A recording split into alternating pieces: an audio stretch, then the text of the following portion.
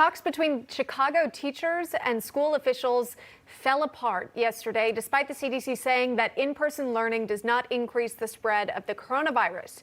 Here's what one Chicago teacher had to say about that recommendation. Listen. I think that people should really read the CDC studies more carefully, because what they're saying is that schools can be safe if safety measures and protocols are invested in. Rebecca Friedrichs is a former California teacher and joins us now live on the program. Also welcoming in Scott Walker and Rick Green, our panelists for this hour. Rebecca, we'll start with you here, though. Of course, a former teacher, I'm sure that your best interests are for the students who you teach. And as you know, being in the classroom makes such a big difference compared to that online learning. What's happening in Chicago, I'm sure, is very disheartening for these parents and students as well, because they want to be back in the classroom. The CDC says it's okay to be back in the classroom, but these teachers don't want to be back in the classroom, or at least say they don't feel safe. What's your interpretation of what's kind of going on in the city of Chicago right now, and this sort of disconnect between the teachers and the students? Yeah, well, thanks so much for asking for the opinion of good teachers who actually care about the children. The problem here is unions. These unions claim to represent teachers. They do not. They use a culture of fear to terrify teachers and to terrify America. Right now, they're using COVID to do that. And sadly, very unfortunately, the teacher we just witnessed, she's regurgitating union talking points. What she's saying really doesn't have any fact behind it.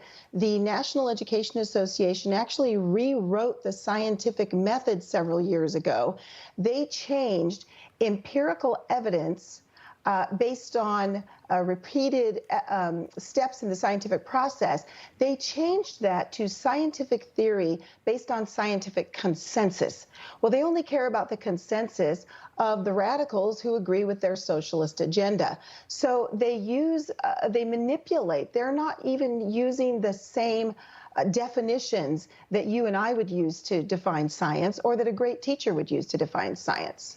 What's interesting is Mayor Lori Lightfoot agreed with your statement there, kind of going ahead and blaming the teachers union. Here's what she had to say. Our schools are safe. We've invested over $100 million in ventilation, other safety protocols, making sure that we have masks, safety health screening, temperature checks, all the things that you would expect that the CDC guidance has told us that we know makes sense to mitigate any issues in schools. We've looked at and followed every study across the globe, including here in Chicago, by our local experts. Our schools are safe, and you don't have to take my word for it.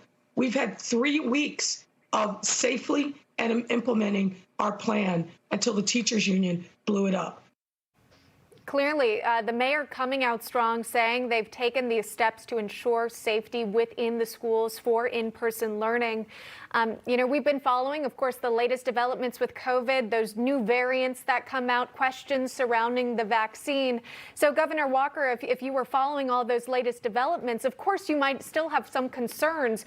But at this point, you've got to listen to the facts, right? And the facts, at least according to the mayor and according to CDC officials, are that going back to school is safe. Well, not only the facts show that, the science shows it's safe and it's necessary.